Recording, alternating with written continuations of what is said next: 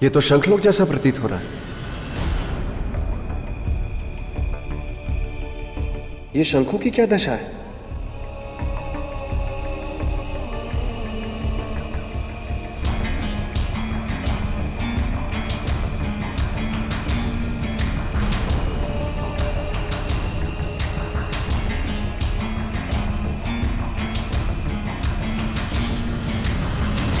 मैं इन टूटे शंखों का आवाहन करता हूं।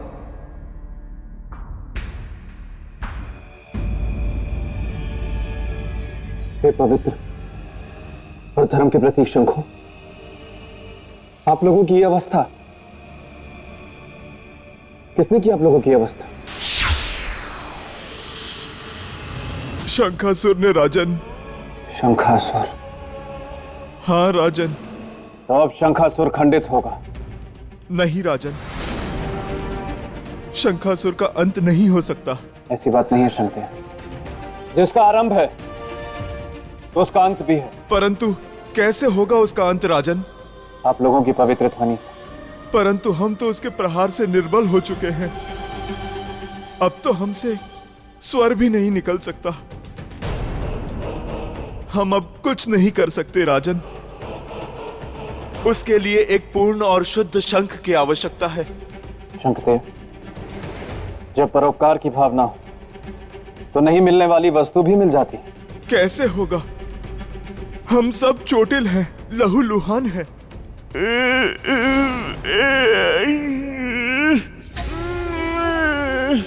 अच्छा शंखदेव, एक बात बताइए कि आपने दक्षिण मुखी शंख के साथ देवी मत्स्यगंधा को देखा है? नहीं राजन। इन्होंने भी नहीं देखा? तो वे कहां गए होंगे?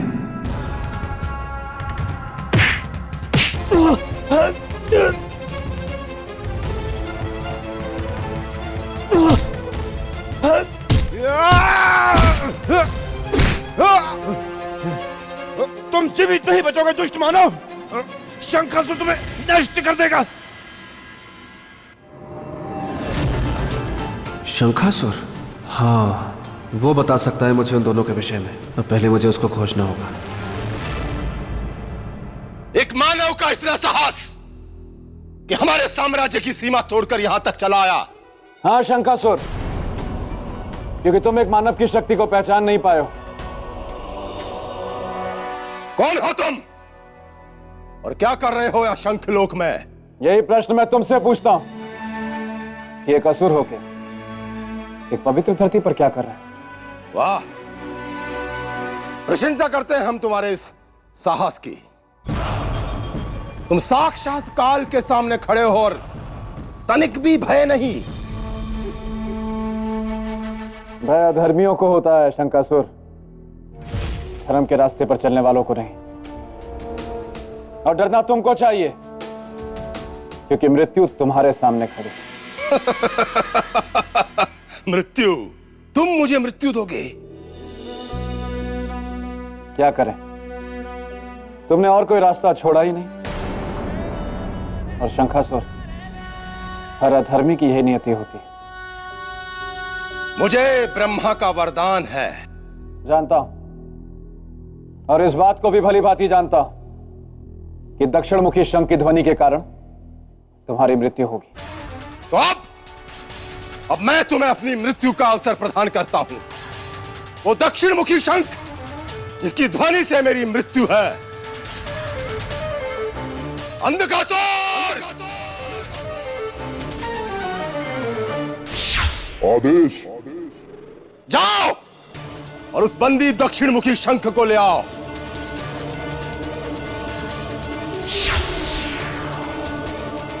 अवश्य ही ये वही शंख होगा जिसमें देवी मत्स्यगंधा ने शरण दी थी। यही सुनहरा अवसर होगा उस शंख और इस रक्षक को मारकर मत्स्यगंधा से विवाह करने का। वो इसे देखकर बाहर निकलेगी और मैं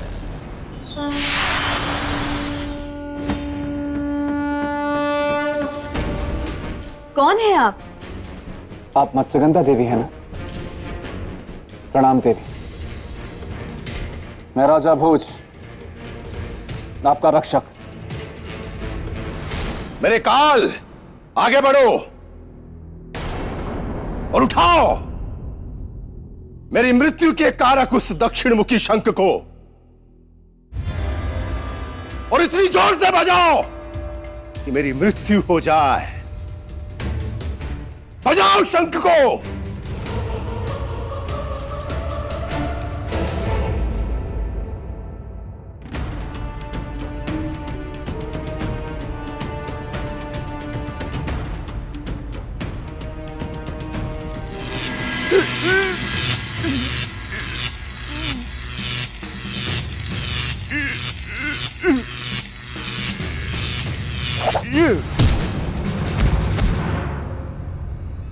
मानव, अब शंख तक तुम नहीं, तुम्हारी मृत्यु पहुंचेगी। उठो और मिटाओ अधर्म को, मिटा दो शंकासुर को। उठो और फूंक दो शंख। फूंकूंगा मैं शंकासुर, फूंकूंगा इस शंख को भी और तुम्हारी चिता को भी।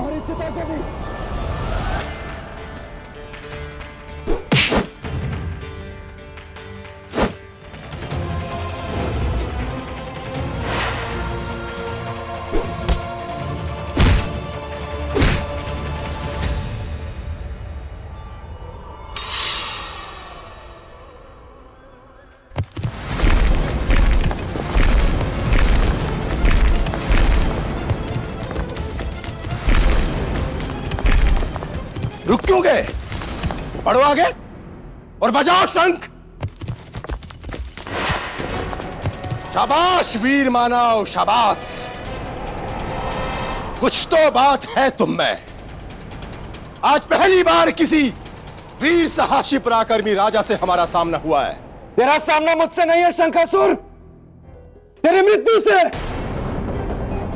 अपने अंत के लिए तैयार हो जा।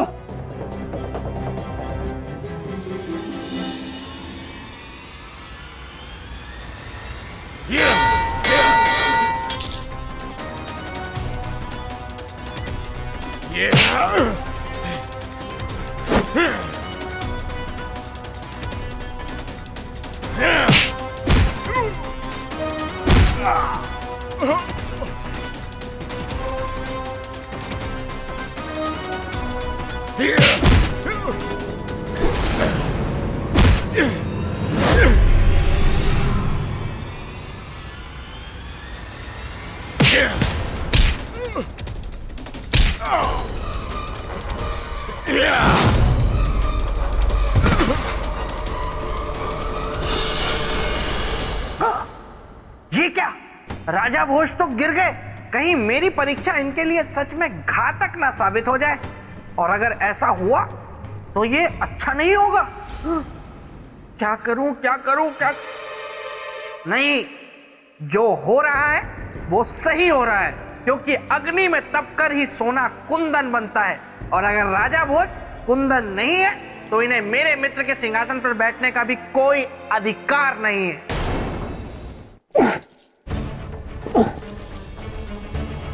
कहाँ हूं मैं?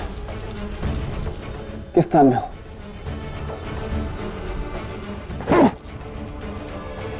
यहाँ तो तनिक भी प्रकाश नहीं है। खोलो मुझे, मुक्त करो मुझे, और फिर मेरे सामने आओ। नहीं जा सकते राजा भोज, तुम यहां से कभी नहीं जा सकते। यहीं पड़े पड़े सड़ते रहोगे और एक दिन मर जाओगे। प्रकाश की एक मध्यम किरण भी नहीं देख पाओगे तुम,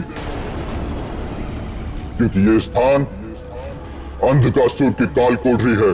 अंधकासुर की काल कोठरी।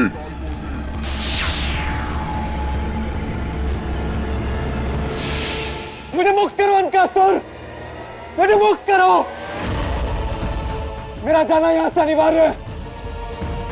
मैंने वचन दिया उन जलपरियों को कि उनकी देवी मत्स्यगंधा को मैं वापस लाऊंगा। वचन दिया उन सोने के बड़े लोगों को कि उनका जीवन मैं वापस लौटाऊंगा। और वचन दिया है खुद को कि संसार में मैं उन शंखों को पुनर्स्थापित करूंगा। नहीं तो बहुत भारी अनर्थ हो जाएगा, अधर्म की विजय हो जाएगी, और मैं ऐसा नहीं होने दूंगा। मुझे मुक्त करो अंधकासुर।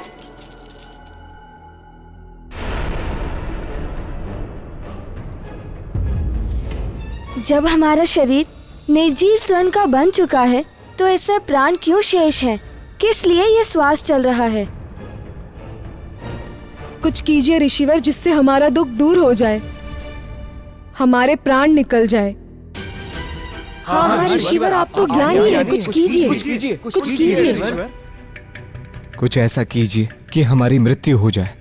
हाँ ऋषिवर, अब हमें नहीं जीना है। हाँ, हमें नहीं जीना है। मैं आप सबकी करुण व्यथा समझ सकता हूं। शरीर शव है और आत्मा कैद।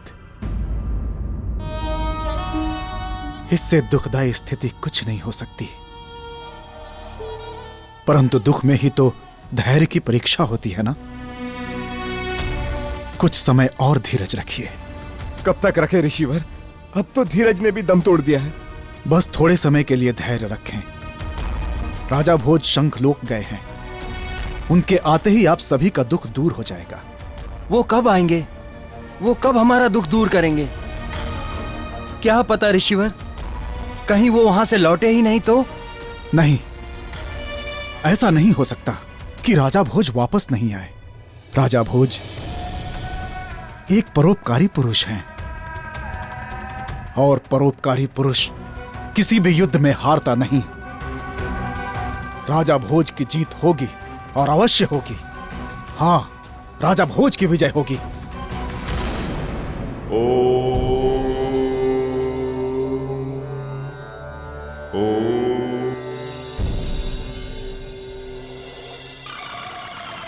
मेरे मृत्यु देवता, यहां तुम्हारी कोई शक्ति प्रभावी नहीं होगी, क्योंकि यह स्थान अंधकासुर का गहन खो है। अंधकार से भरा गहन खो।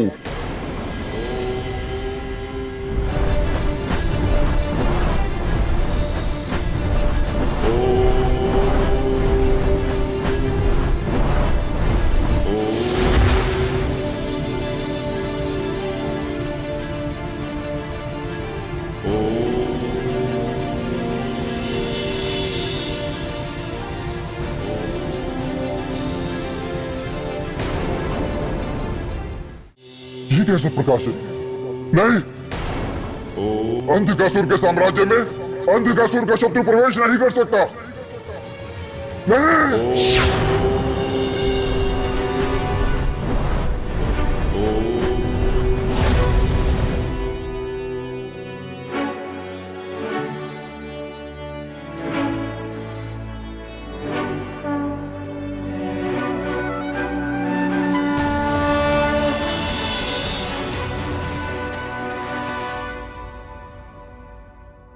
ये तो दक्षिण मुखी शंख है। देवी मत्स्यगंधा, देवी मत्स्यगंधा, आप सुन रही हैं ना मुझे?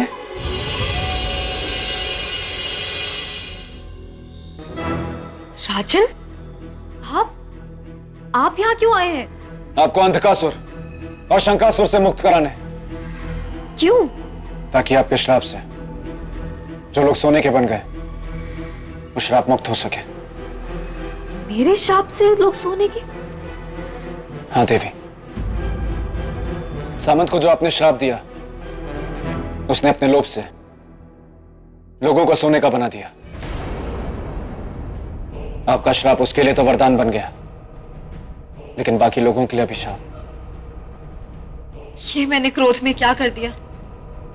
नहीं देवी, इसमें आपका कोई दोष नहीं है। आपने जो भी किया वो अपनी सुरक्षा में किया, और सुरक्षा में उठाया गया कदम कभी दोषपूर्ण नहीं होता।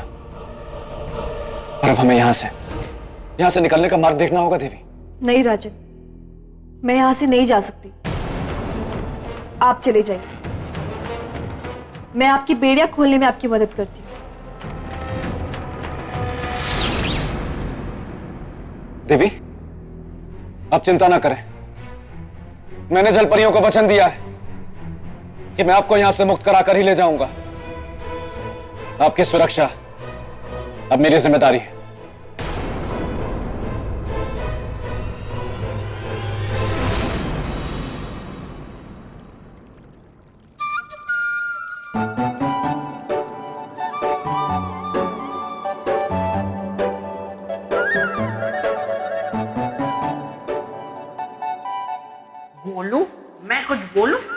मुझे राजा भोज को देखना है, सौंदर्य लेखा को नहीं। जब तक सौंदर्य लेखा को नहीं देखोगे और कुछ नहीं देख पाओगे। आखिर अपनी दीवानी को कितना सताओगे?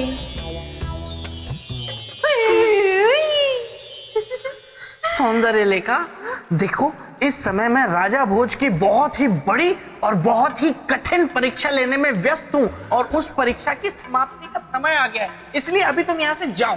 नहीं मेरे बेताल, मैं तो तुम्हारे साथ नृत्य करना चाहती हूँ। मुझे कोई नृत्य नहीं करना है, तुम चली जाओ यहाँ से। हुई बेताल, तुम सुर और मैं ताल। मैं तो कितने सारे सपने सजो के आई थी कि मैं तुम्हारे साथ नृत्य करूंगी, और तुम हो कि मेरे साथ नाचना ही नहीं चाहते। तो बोलो अब मैं क्या करूं? कुछ मत करो, यहाँ से चले जाओ। ओहो, तो ये है बात। अब तो तुम नाचते ही रहोगे और सौंदर्य लेखा मुझे माफ कर दो, ये ही कहोगे।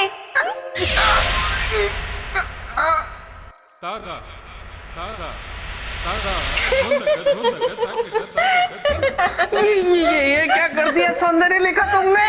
मैं नृत्य क्यों कर रहा हूँ? सौंदर्य लेखा ये तुमने क्या किया? मुझे ठीक कर दो, मुझे नृत्य नहीं करना है। मुझे नृत्य नहीं करना है सौंदर्य लेखा, मुझे नृत्य नहीं करना है। खोलो, तुम भी सौंदर्य लेखा के साथ मिले हुए हो, मुझे ही क्यों दिखा रहे हो? मुझे दिखाओ कि मेरी परीक्षा का ऊंट किस करवट बैठा। क्या हुआ अंधकासुर, इतने परेशान क्यों हो?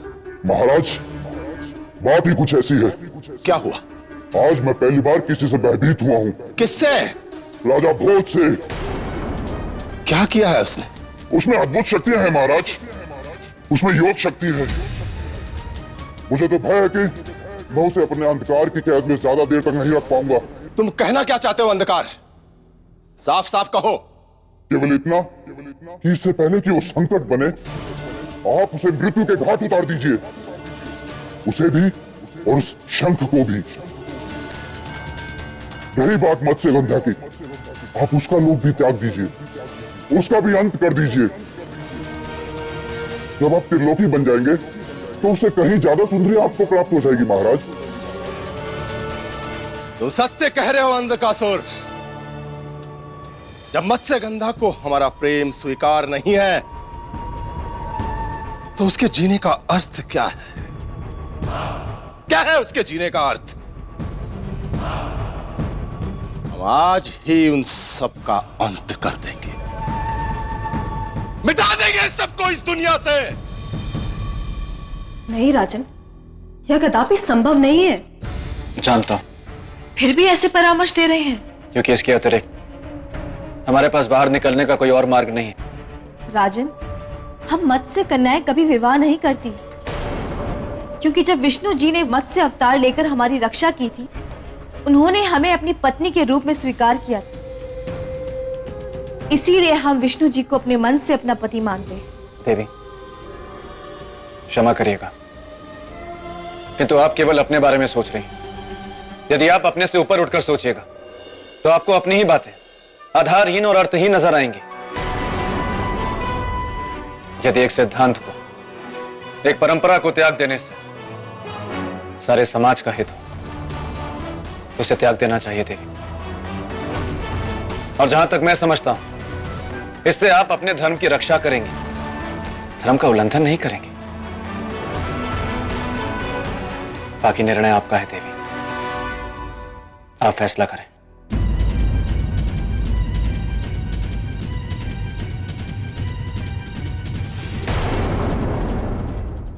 नहीं राजन, यह कदापि संभव नहीं है। हम मत्स्य कन्याएं कभी विवाह नहीं करती, क्योंकि जब विष्णु जी ने मत्स्य अवतार लेकर हमारी रक्षा की थी, उन्होंने हमें अपनी पत्नी के रूप में स्वीकार किया था। इसीलिए हम विष्णु जी को अपने मन से अपना पति मानते हैं। देवी, क्षमा करिएगा, एक परंपरा को त्याग देने से सारे समाज का हित हो तो उसे त्याग देना चाहिए देवी। बाकी निर्णय आपका है देवी, आप फैसला करें।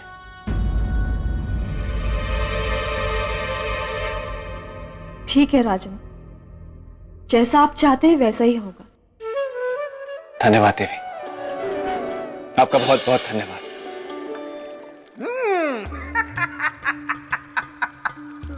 बात तो एकदम सही कही। इधर देखो। बात एकदम सही कही राजा भोज ने। परंतु इन्हें पता नहीं है कि शंखासुर, भस्मासुर और क्रोशासुर से भी बड़ा सुर है। क्या वो राजा भोज के जाल में फंसेगा या इस तरह जोर से हंसेगा? चलो बात नहीं करनी है तो जाओ यार।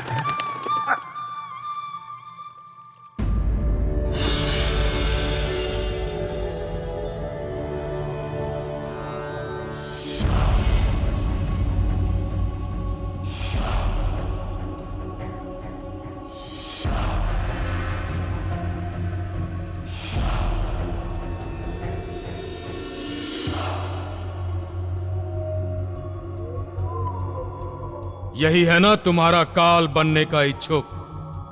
हाँ महाराज, यही है वो जिसके जाल को काटने की मैंने बहुत कोशिश की, लेकिन असफल रहा। घबराओ मत तुम, मैं भेजूंगा आज इसे काल के गाल में। ऐ मानव, अब तुम्हारा ये आत्मबल, योग बल, अध्यात्म बल सब धरा का धरा रह जाएगा। तुम रत्ती भर भी हमारा अहित नहीं कर पाओगे। पूछो क्यों? क्योंकि जिस दक्षिण मुखी शंख की ध्वनि से तुम मेरा अंत करने वाले थे, आज मैं उसी का अंत करने वाला हूं। ए मानव, सुना तुमने? आज मैं अपनी मृत्यु के कारक का अंत करने वाला हूं।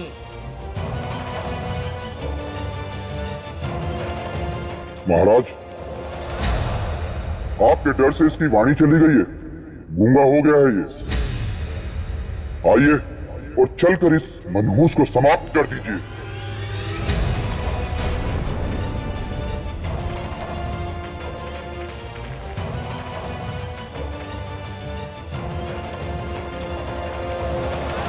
ब्रह्मदेव, आज आप गलत सिद्ध हो जाएंगे कि संसार में कोई अमर नहीं है, क्योंकि आज के बाद मैं इस दक्षिण मुखी शंख का अंत करके सदा सदा के लिए अमर हो जाऊंगा। अमर हो जाऊंगा।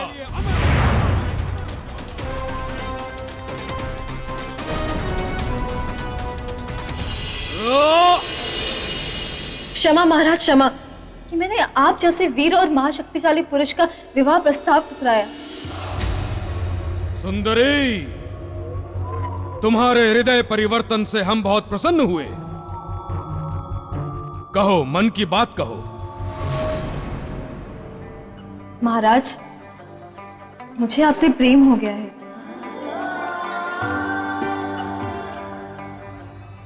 महाराज, इसकी बातों में मत आइएगा। ये इसका प्रेम पाश नहीं, प्रेम फांस है। ये आपको फंसाने और इस शंख को बचाने की इसकी चाल है। चुप, तुम चुप रहो।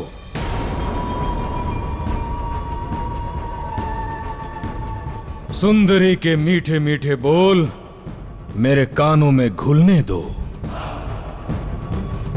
हाँ तो सुंदरी, क्या मैं इस प्रेम का कारण जान सकता हूं? महाराज, प्रेम का केवल एक कारण होता है, आंखों के रास्ते दिल में उतर जाना, मन को भा जाना, पसंद आ जाना। और आप मुझे भा गए हैं, पसंद आ गए हैं।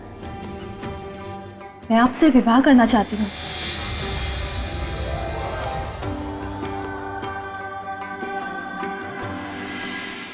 विवाह?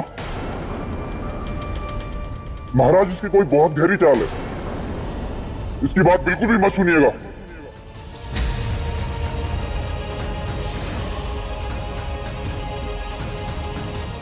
महाराज, आपके मित्र मुझ पर आरोप लगा रहे हैं। यदि आपको मेरी बातों पर विश्वास नहीं तो आप मेरी परीक्षा ले लीजिए।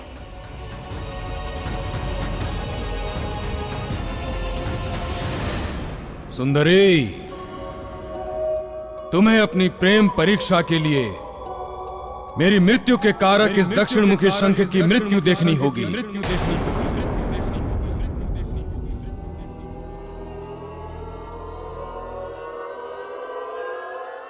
देखूंगी। जो मेरे पति की मृत्यु का कारण बने, उसकी भला मुझे क्या आवश्यकता हो सकती है? इसे नष्ट कर दीजिए महाराज।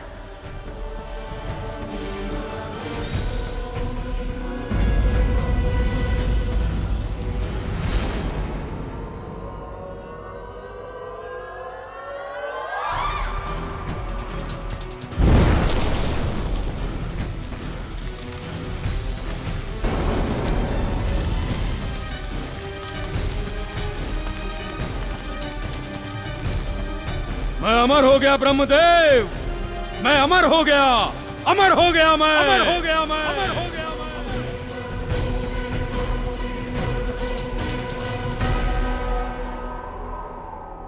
सुंदरी,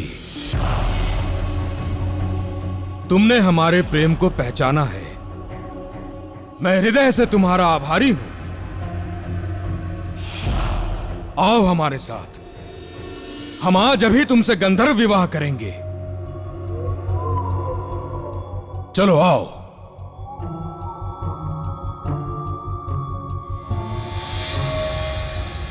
इतनी आसानी से कैसे नष्ट हो गया ये शंख?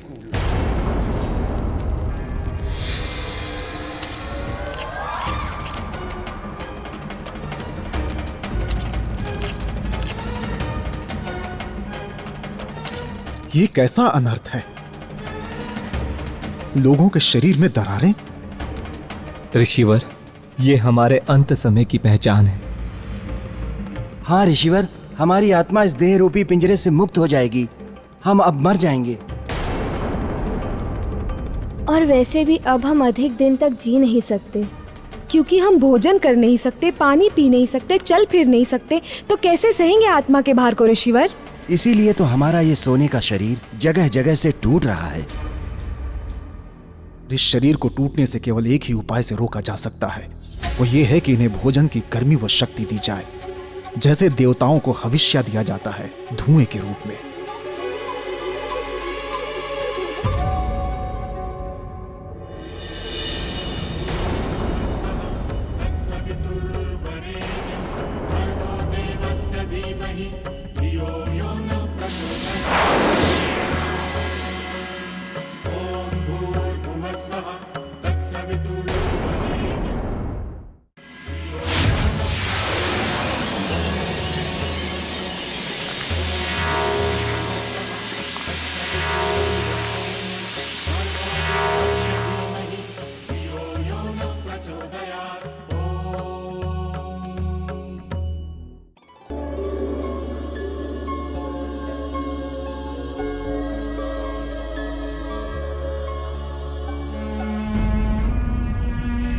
राजा भोज, अब मैं इन्हें अधिक देर तक सुरक्षित नहीं रख पाऊंगा।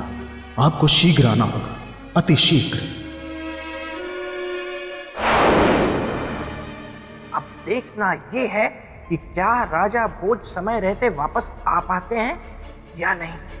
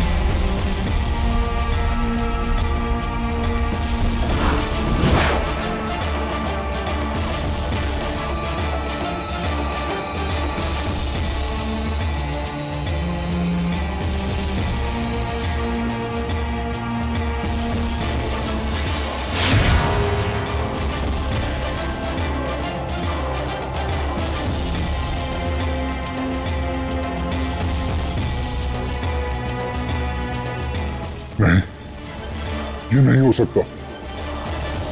ये शंख तो जीवित है। मैं इसे अभी समाप्त कर दूंगा।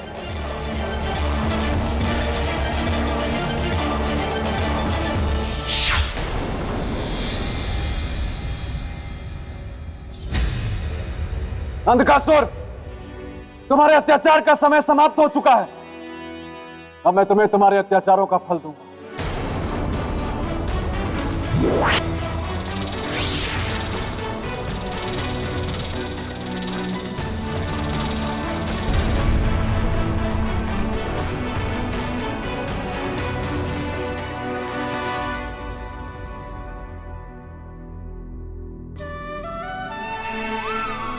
क्या कहूं आपको?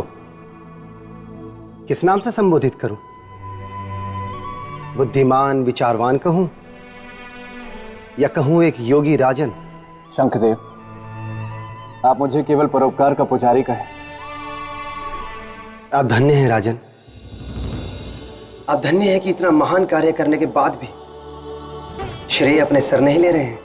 पर मैंने ऐसा कुछ भी नहीं किया शंखदेव। कुछ ना किया होता तो शंखासुर के अंत का मार्ग ना खुलता और मैं जीवित ना बचता। वो तो आपका ही विवेकपूर्ण निर्णय था और योग बल था कि दोनों ही कार्य सफलतापूर्वक संपन्न हो गए। शंखदेव, अभी इससे भी महत्वपूर्ण कार्य शेष है। शंखासुर का अंत और देवी मत्स्यगंधा से उसके विवाह को रोकना। परंतु इस कार्य में मुझे आपकी सहायता चाहिए। राजन, मैं हर प्रकार से आपकी सहायता करने के लिए सहर्ष प्रस्तुत हूं। धन्यवाद।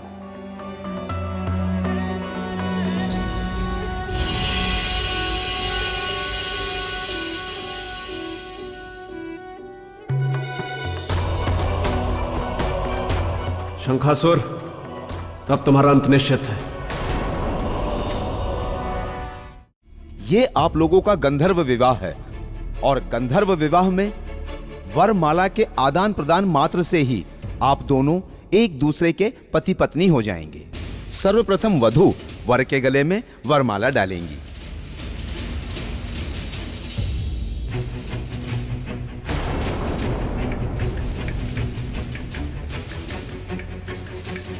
देवी, आप किसकी प्रतीक्षा कर रही हैं? मेरी मेरी मेरी मेरी ताकि मैं आपके विवाह के शुभ अवसर पर शंख बजाने का ये शुभ कार्य कर।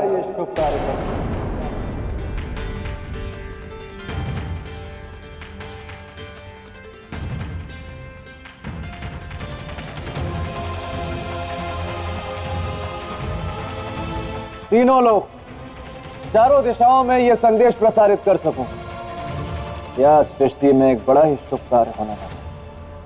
सुंदरी, मेरे साथ इतना बड़ा छल, इतना बड़ा घात। छल और घात तो तुमने किया है शंखासुर। पवित्र शंखों को बंदी बनाकर शंखलोक पर अपना अधिकार जमाकर। ओह, तो तुम इस सुंदरी के साथ मिलकर मुझसे मेरा अधिकार हरण करने आए हो? नहीं, मैं तुम्हारा अधिकार नहीं हरने आया, मैं तुम्हारे प्राण हरने आया हूं शंखासुर। तुम्हारे विवाह के अवसर पर यह पवित्र दक्षिणमुखी शंख बजाकर। नहीं नहीं मानव, नहीं, तुम ये शंख नहीं बजा सकते।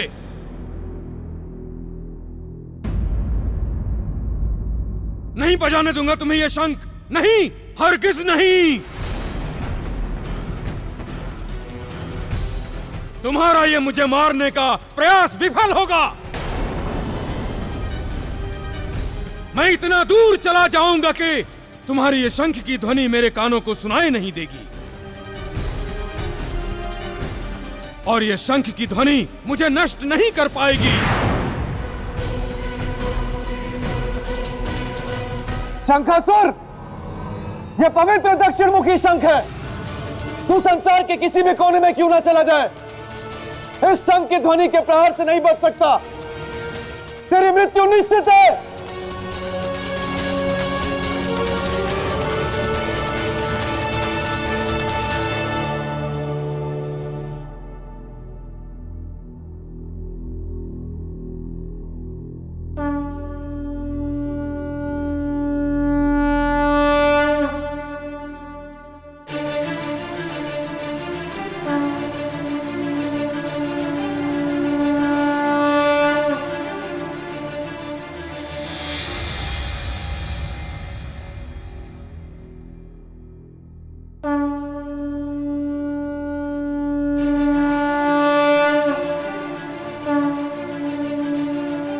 नहीं नहीं, ऐसा नहीं हो सकता।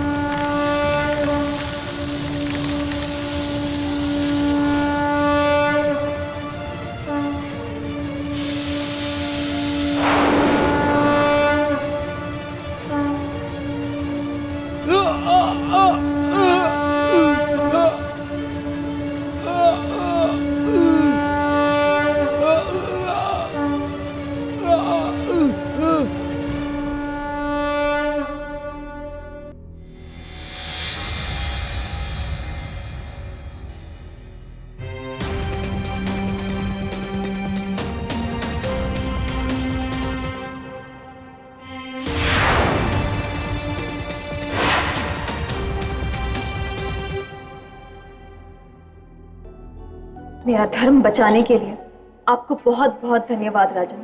देवी, कुछ देर के लिए आपका मन शंका से भर गया था ना? शंका से नहीं, पर भय से अवश्य सिहर उठी थी। राजन, जहां आप जैसा साहसी, निस्वार्थी, परोपकारी और पुरुषार्थी होगा, वहां भय अधिक समय तक नहीं रह सकता। आपका बहुत बहुत धन्यवाद राजन, जो आपने इस पवित्र शंखलोक को एक असुर से मुक्त कराया, हमारे जीवन की रक्षा की, और वो भी निस्वार्थ। शंखदेव, मैंने तो बस अपने मनुष्य होने का धर्म निभाया, और परोपकार ही तो मनुष्य का पहला धर्म। उसे मैं कैसे छोड़ देता? राजन, हम सभी आपके ऋणी हैं। धन्यवाद देवी।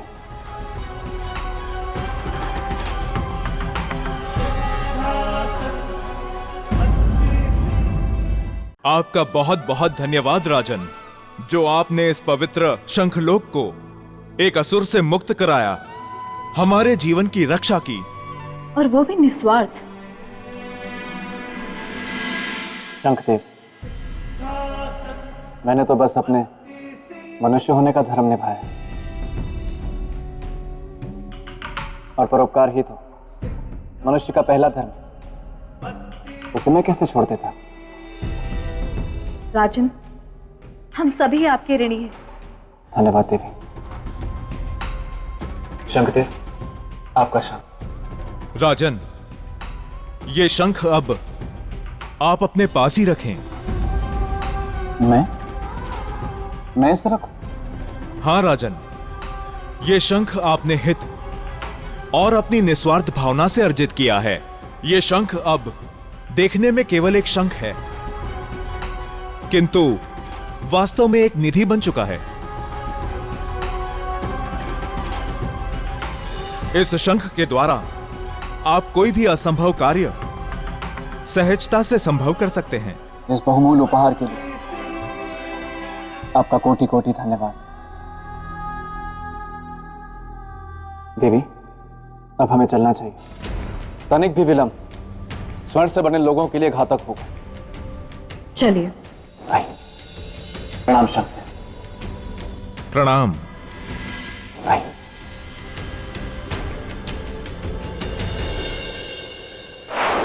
राजन, रुकिए जरा, थमिए जरा। आप सोच रहे होंगे कि आपने परोपकार की परीक्षा तो पार कर ली और अब आप परोपकार की सीढ़ी भी चढ़ जाएंगे, लेकिन ऐसा नहीं है। आपने परोपकार की परीक्षा जरूर पार कर ली, परंतु अब भी आप परोपकार की सीढ़ी नहीं चढ़ सकते। क्यों? क्योंकि परोपकार की परीक्षा को पार करने के लिए आपको निर्णय की परीक्षा का पार करना भी बहुत जरूरी है, जो कि परोपकार की परीक्षा का ही हिस्सा है। मैं परीक्षा के लिए तैयार। अच्छा, नहीं, नहीं, अगर आप परीक्षा के लिए तैयार ना हो तो कोई जबरदस्ती नहीं है। अगर आप थक गए हो, चूर हो गए हो, टूट गए हो, हार गए हो, बिखर गए हो, तो आप ना भी कह सकते हैं। क्योंकि वैसे भी सिंहासन तो आपको मिलने से रहा, तो आप क्यों बेवजह पकवान बना रहे हैं? श्रीमान बेताल, मैं परीक्षा तो दूंगा ही, क्योंकि जिस महान सिंहासन को प्राप्त करने की मैं चेष्टा कर रहा हूं, वो आप जैसे महान मित्र के महान मित्र का महान सिंहासन।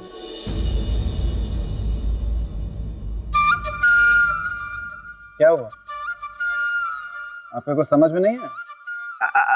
नहीं, मेरी कुछ समझ में नहीं है। नहीं, मतलब मेरी समझ में सब कुछ आ गया है, परंतु फिर भी मैं चाहूंगा कि आप अगर खुलकर कहेंगे तो अच्छा होगा। मैं ये कहना चाहता हूं कि मैं तैयार। तो ठीक है, किंतु याद रहे, अगर आप इस निर्णय की परीक्षा में असफल हुए तो फिर भूल जाइएगा सिंहासन को।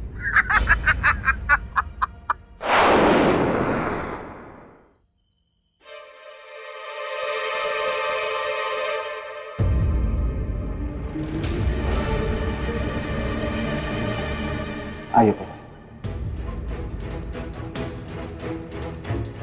आप आ गए राजन? कैसे नहीं आता ऋषिवर, आपका आशीर्वाद जो मेरे साथ था।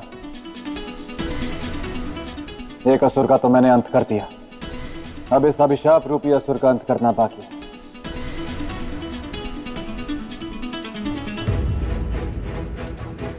तो बताइए ऋषिवर, इन लोगों को अभिशाप मुक्त कैसे करें? राजन, इन सबको अभिशाप मुक्त करने के लिए एक अनुष्ठान करना होगा। कैसा अनुष्ठान ऋषिवर, और क्या करना होगा उसमें? राजन, देवी मत्स्यगंधा के खुशी के आंसू तथा दक्षिणामुखी शंख के साथ एक सम्मिलित अनुष्ठान करना होगा। ऋषिवर, क्या इस अनुष्ठान से इनका अभिशाप दूर हो जाएगा?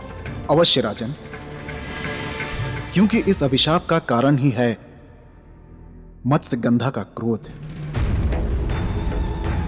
तथा दक्षिणामुखी शंख का दुरुपयोग। इस अनुष्ठान से इन दोनों की अशुद्धता पवित्र हो जाएगी तथा शांत भी। तो चलिए ऋषिवर, बिना विलंब किए इस अनुष्ठान को करते हैं। किंतु राजन, यह अनुष्ठान प्रातः काल ही हो सकता है। राजन, हाँ ऋषिवर, इस अनुष्ठान में एक गंभीर समस्या है। क्या ऋषिवर? राजन, आपने जो अपने परोपकार से पुण्य प्राप्त किए हैं, वो सभी पुण्य समाप्त हो जाएंगे। कोई बात नहीं ऋषिवर, इनके उद्धार के लिए मैं अपने जीवन के सारे पुण्यों का त्याग करने के लिए तैयार हूं। तो चलिए इस अनुष्ठान की तैयारी कीजिए।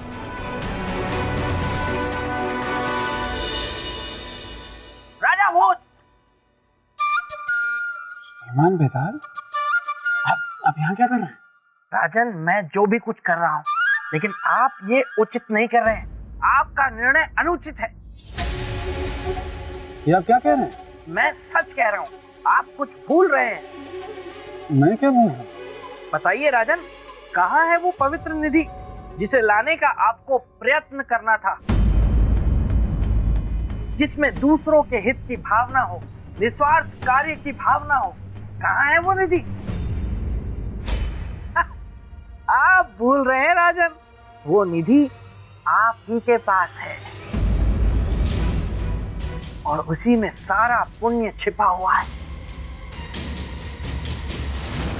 ये शंख आपने हित और अपनी निस्वार्थ भावना से अर्जित किया है।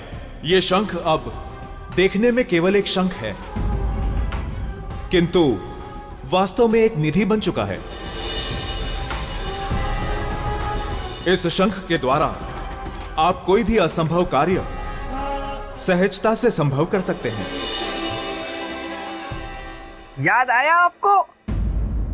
राजन, एक बात जान लीजिए कि वो निधि आपके पास है, लेकिन उसका सारा पुण्य कल अनुष्ठान शुरू होते ही समाप्त हो जाएगा। हाँ, और साथ ही समाप्त हो जाएगी आपकी सिंहासन को पाने की लालसा। नहीं, ऐसा नहीं हो सकता। लेकिन किंतु परंतु उसके लिए आपको उसे लेकर अभी इसी वक्त यहाँ से जाना होगा। जाना हो? इन्हें इस तरह आधा सजीव और आधा निर्जीव छोड़कर? हाँ, क्यों नहीं जा सकते? हाँ, ठीक है, कोई बात नहीं, लेकिन फिर सोच लीजिए, आप अपनी प्रजा को उस दिव्य सिंहासन का लाभ नहीं दे पाएंगे राजन। नहीं, ऐसा नहीं। ऐसा हो या ना हो, लेकिन एक बात तो तय है, अगर आप इन सब के प्राणों को बचाने जाएंगे तो सिंहासन को तो कभी नहीं पा सकेंगे। तो अब आप सोच लीजिए, आपको क्या चाहिए?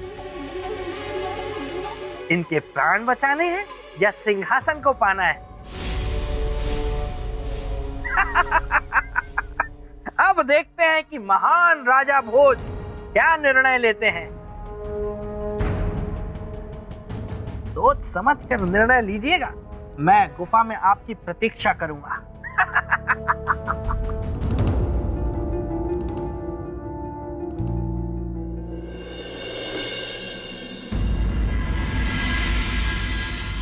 नारायणं नमस्कृत्य नरं चैव नरोत्तमं देवीं सरस्वतीं स्वाहा। देवी, आपके खुशी के आंसू ही इन सभी के जीवन के रक्षा सूत्र हैं। यदि आप हृदय से प्रसन्न होकर अपने आंसू देंगी तो क्यों नहीं देंगे? प्राण हम में भी है, भावना हम में भी है, मोल जानते हैं आंसुओं के भी और किलकारियों का भी।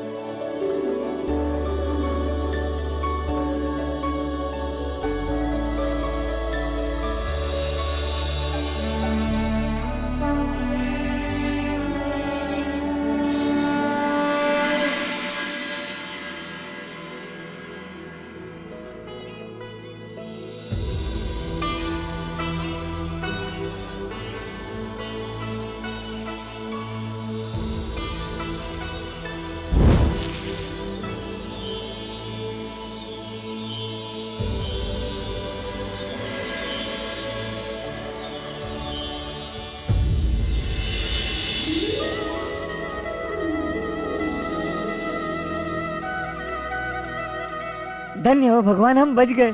हाँ मित्र, भगवान की कृपा से हम बच गए। जय हो, जय हो, जय हो।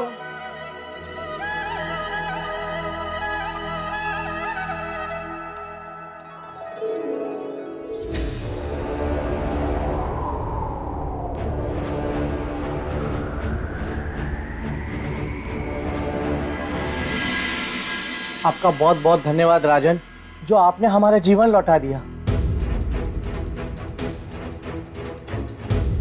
ये पूरा संसार एक परिवार, और परिवार में कोई भी दुखी रहे तो ये हर एक मनुष्य का दायित्व है कि उसके दुख को दूर करे। इसलिए मैंने कोई बहुत बड़ा काम नहीं किया।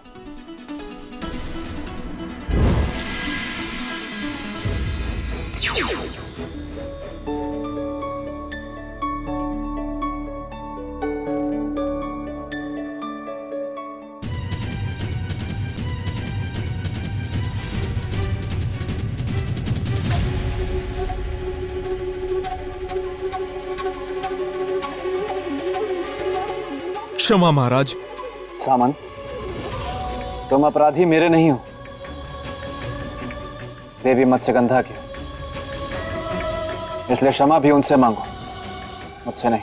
हे देवी, इस पापी अधर्मी को क्षमा कर दीजिए। मैं लोभी हूँ, स्वार्थी हूँ, मुझे क्षमा कर दीजिए देवी, मुझे क्षमा कर दीजिए।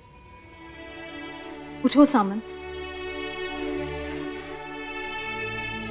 पाप को स्वीकार कर लेने से पाप पाप नहीं रह जाता, प्रायश्चित बन जाता है।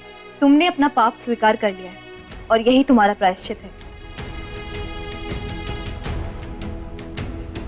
आज से मैं इस व्यवस्था को ही समाप्त करती हूँ, ताकि भविष्य में कोई भी ये पाप ना कर सके। अब मनुष्य को केवल मछलियों को भोजन कराने का ही पुण्य मिलेगा।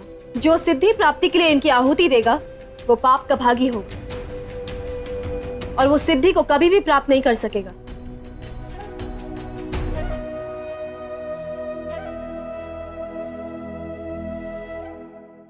हम सबका जीवन बचाने के लिए एक बार पुनः बहुत बहुत धन्यवाद।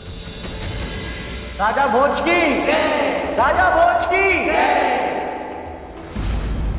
प्रजाजनों, जय जयकार के असली अधिकारी हमारे गुरुदेव ऋषि ज्ञानवेश्वर हैं। इन्हीं के आशीर्वाद से मैं इस दुर्गम कार्य को करने में सफल हो सका। महान तो आप हैं राजन, महत्वपूर्ण होती है पात्रता, जिसके आप साक्षात उदाहरण हैं। अच्छा गुरुदेव, अब आज्ञा दें, मुझे देवी मत्स्यगंधा को जलपरियों के पास वापस पहुंचाना है। वो प्रतीक्षा कर रही होंगी। आयुष्मान भव।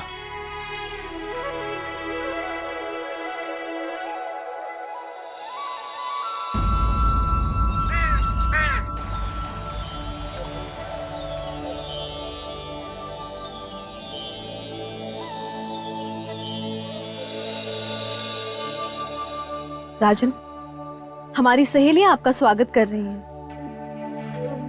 राजन, आप हमारी राजकुमारी मत्स्यगंधा को वापस ले आए। हमारे बुझे हुए मन में खुशियों के दीप जलाए। हमारा संपूर्ण मत्स्यलोक आपका आभारी है। राजन, आपसे एक निवेदन है। निवेदन नहीं देवी, आप आदेश करिए। आप हमारे लोक चलें और हमें अपने आतिथ्य का अवसर दें। देवी, आपका आतिथ्य ग्रहण करना मेरे लिए सौभाग्य की बात है, किंतु दुर्भाग्यपूर्ण मुझे भी जाना होगा। आवश्यक कार्य, इसलिए आज्ञा दें। आवश्यक कार्य है तो नहीं रोकेंगे, परंतु आश्वासन दें कि आप आएंगे। पूरा आश्वासन नहीं, मैं आप सबको वचन देता हूं कि मैं कभी ना कभी आपके मत्स्य लोग अवश्य आऊंगा। प्रतीक्षा रहेगी। प्रणाम देवी। प्रणाम।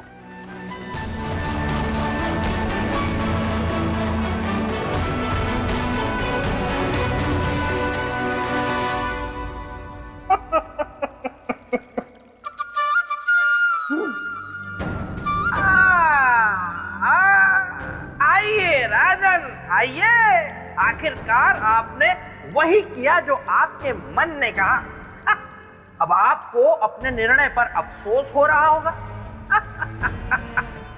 परंतु अब पछताए होत क्या जब चिड़िया चुग गई खेत। नहीं श्रीमान बेताल, मुझे अपने निर्णय पर कोई पछतावा नहीं। बस अफसोस इस बात का है कि अपनी प्रजा को ये दिव्य सिंहासन नहीं दे पाया।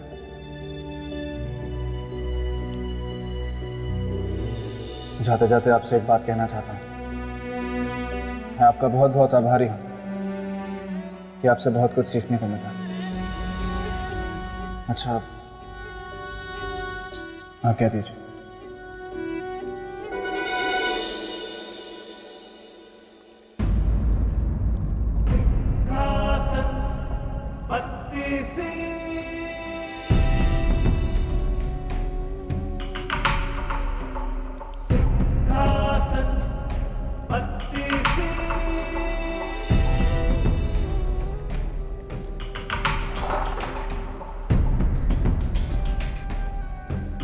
रुकिए राजन।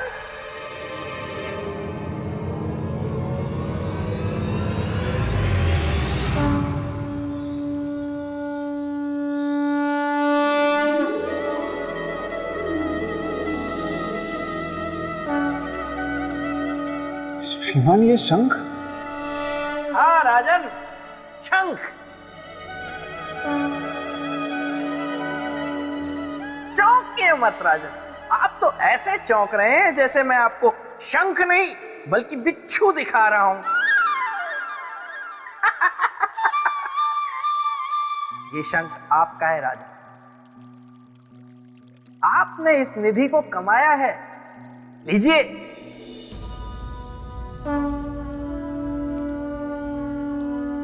लीजिए लीजिए और कीजिए शंखनाद।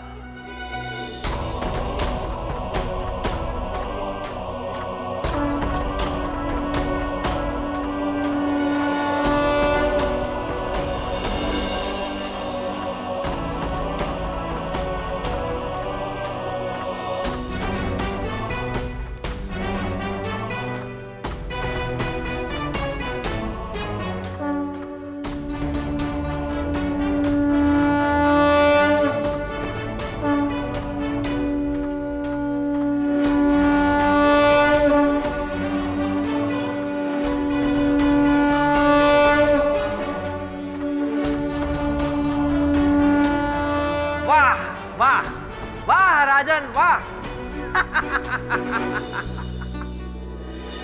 आपने ना सिर्फ निर्णय की परीक्षा पार की बल्कि परोपकार की परीक्षा भी पार कर ली है। और अब ना चाहते हुए भी मुझे ये कहना पड़ रहा है कि आप परोपकार की सीढ़ी चढ़ सकते हैं।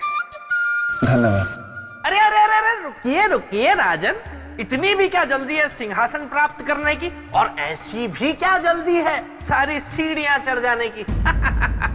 सुनिए, आपने परोपकार की परीक्षा तो पार कर ली, लेकिन राजन ये मेरे मित्र का सिंहासन है जिसे पाना आपके लिए असंभव है। मेरे महान मित्र का सिंहासन। आगे की परीक्षाएं और भी कठिन है। मैं हर परीक्षा में सफल होऊंगा।